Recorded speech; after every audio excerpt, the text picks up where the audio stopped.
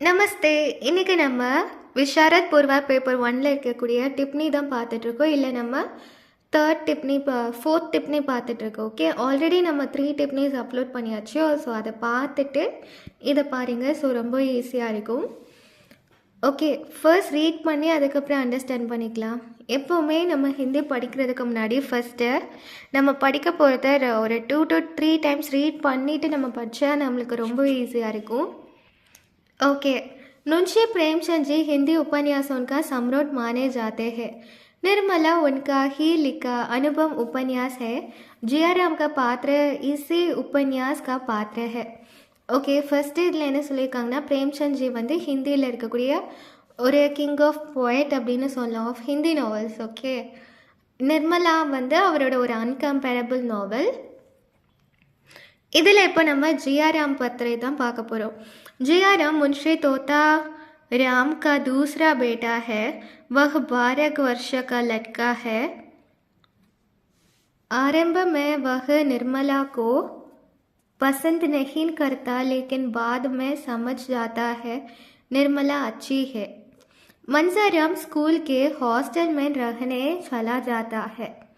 तब जियाराम अपने भैया से अक्सर मिलता है और उसका प्यार पाकर प्रसन्न होता है। मंजाराम को वही घर की बातों बताता है. ஓகே, இல்லை நம்ம ஜியாராம் கேரக்டர் தான் பார்த்துட்ருக்கோம். ஜியாராம் யார்? தோத்தாராமோட ரெண்டாவது பையன். ஃபஸ்ட்டு பையன் யார்? மஞ்சாராம்.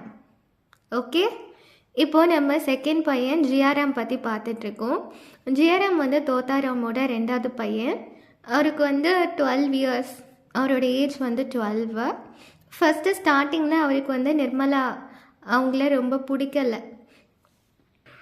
ஏன்னா தோத்தாராமோட தங்கச்சியான ருக்மிணி வந்து அவங்கள பற்றி தப்பாக எல்லாருக்கிட்டேயும் சொல்லி வச்சுருப்பாங்க. அதுக்கப்புறமா வந்து ஜியாராம் வந்து புரிஞ்சுக்கிட்டான் நிர்மலா அவங்க வந்து நல்லவங்க தான் அந்த மாதிரி. இதுக்கு இடையில் என்ன ஆகும் அப்படின்னா, மஞ்சாராம் வந்து ஹாஸ்டலுக்கு போயிடுவான். ஹாஸ்டலுக்கு போனதுக்கப்புறமா ஜியாராம் வந்து மஞ்சாராமை போய் பார்ப்பான். அப்படி பார்த்துட்டு இருக்கும்போது அவன் வந்து யார்? ஜியாராம் வந்து மஞ்சாராம் கிட்ட வந்து சொல்வான், நம்மளோட நிர்மலா அம்மா வந்து ரொம்ப நல்ல அம்மா, அவங்க ரொம்ப நல்லவங்க தானே சொல்லியிருப்பான். एक दिन कहता है, माँ ना ने 2 दिन से नहीं खाया है, तुम घर आओ, तुम वह खाएगी. जियाराम अपने भैया को जाना जितना चाहता है उतना ही निर्मला को भी चाहता है. मंजाराम की मृत्यु हो जाती है, काल चक्र घूमता है. अब जियाराम बहुत कुछ समझाने लगता है. अपने पिता से कहता है कि अपने ही बड़े भाई मंजाराम को मार डाला है. अक्सर बाप बेटे के बीच झगड़ा होता है. ஓகே, இந்த பேராகிராஃபில் என்ன சொல்லியிருப்பாங்க அப்படின்னா, மஞ்சாராம் கிட்ட வந்து ஜியாராம் என்ன சொல்லியிருப்பேன்னா, நீங்கள் வந்து ஹாஸ்டலுக்கு போனனால நிர்மலா அம்மா வந்து 2 நாளாக சரியாக சாப்பிட்றே இல்லை, உங்களை வந்து வீட்டுக்கு கூப்பிட்டு சொன்னாங்க அப்படின்னு சொல்லி போய் பேசுவான். இதுக்கு இடையில் என்ன ஆகும் அப்படின்னா, மஞ்சாராமுக்கு வந்து ஹாஸ்டலில் இருக்கும்போது உடம்பு சரியில்லாமல் போயிடும். அதுக்கப்புறமா அவனை ஹாஸ்பிட்டல்லாம் சேர்த்துருப்பாங்க. ஆனால் ஹாஸ்பிட்டலில் சேர்த்ததுக்கப்புறமே அவனுக்கு வந்து உடம்பு சரியில்லாமல் அவன் இறந்து போயிடுவான். அப்போது இந்த ஜியாராம் என்ன பண்ணுவான் அப்படின்னா, தோத்தாராம் அவங்களோட அப்பா கிட்டே வந்து சொல்லுவான், உங்களால் தான் என்னோட அண்ணன் வந்து இறந்து போயிட்டாங்க அப்படின்னு ரொம்பவே வருத்தப்பட்டு பேசியிருப்பாங்க.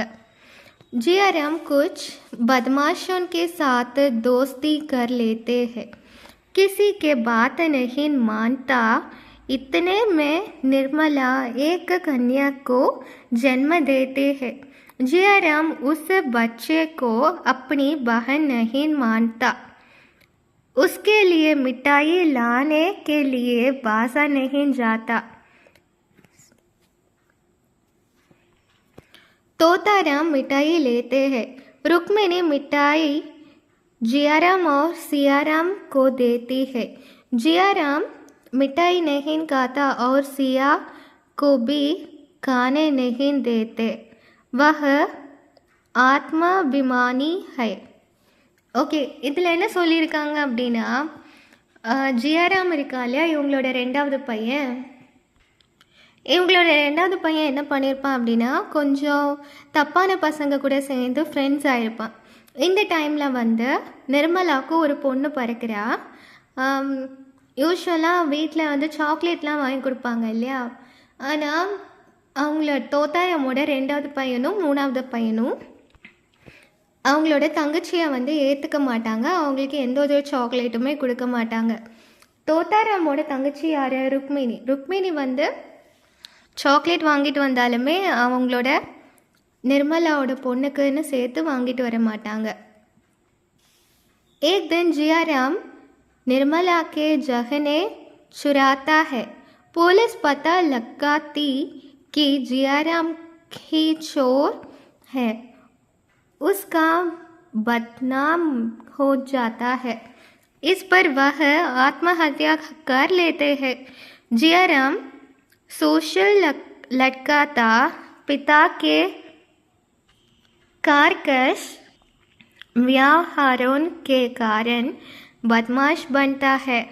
आखिर चोर बनकर प्राण छोड़ देते हैं। जियाराम हमारी दिया का पात्र है. ஓகே, இல்லை என்ன நடக்குது அப்படின்னா, ஒரு நாள் ஜியாராம் என்ன பண்ணுறான்னா, நிர்மலா கிட்டே இருக்கக்கூடிய எல்லா ஜுவல்ஸ் எல்லாத்தையுமே அவன் வந்து திருடிடுறான். அதுக்கப்புறம் அவங்க வந்து என்ன பண்ணியிருப்பாங்க, போலீஸில் கம்ப்ளைண்ட் பண்ணியிருப்பாங்க. அப்போ போலீஸில் வந்து என்ன கண்டுபிடிச்சிருப்பாங்கன்னா, இது வந்து யார் எடுத்திருக்கான்னா ஜியாராம் தான் அந்த ஜுவல்ஸ் எல்லாமே எடுத்திருக்கான் அப்படின்னு கண்டுபிடிச்சிருக்காங்க. இது ஆனால் நிர்மலாவுக்கு தெரிய வரும்போது நிர்மலா என்ன பண்ணுவான்னா, ஜியாராமை வந்து காப்பாற்றி விடுவா. இது இப்படி நிர்மலா நடந்துக்கிட்டதை பார்த்து ஜியாராமுக்கு ரொம்பவே மனசு கஷ்டமாக இருக்கும். அதனால் அவன் என்ன பண்ணுவான்னா, அவனும் சூசைட் பண்ணிப்பான். ஸோ இதுதான் கதை. இதில் வந்து நம்ம நிறைய கேரக்டர்ஸ் க்ராஸ் பண்ணியிருப்போம். இப்போ இந்த நிர்மலான்ற லெசனில் நீங்கள் நிறைய கேரக்டர்ஸ் க்ராஸ் பண்ணியிருப்பீங்க. அது என்னென்ன கேரக்டர், என்னென்ன ரோல் ப்ளே பண்ணுறாங்க எல்லாமே நீங்கள் நோட் பண்ணி படிச்சிங்கன்னா அது உங்களுக்கு ரொம்பவே ஈஸியாக இருக்கும். இந்த மாதிரி மீனிங்ஸை மேலே நோட் பண்ணிக்கோங்க, அப்போ உங்களுக்கு ரொம்பவே ஈஸியாக இருக்கும். ஓகே, இன்னும் ஒரு கொஸ்டின் மட்டும்தான் பாக்கி இருக்குது. நம்ம இந்த போர்ஷனில் படிக்க வேண்டியது, அது நம்ம நெக்ஸ்ட் வீடியோவில் பார்க்கலாம். இப்போது இது எல்லாமே புரிஞ்சிருக்கும்னு நினைக்கிறேன். ஓகே, தன்யவாத்.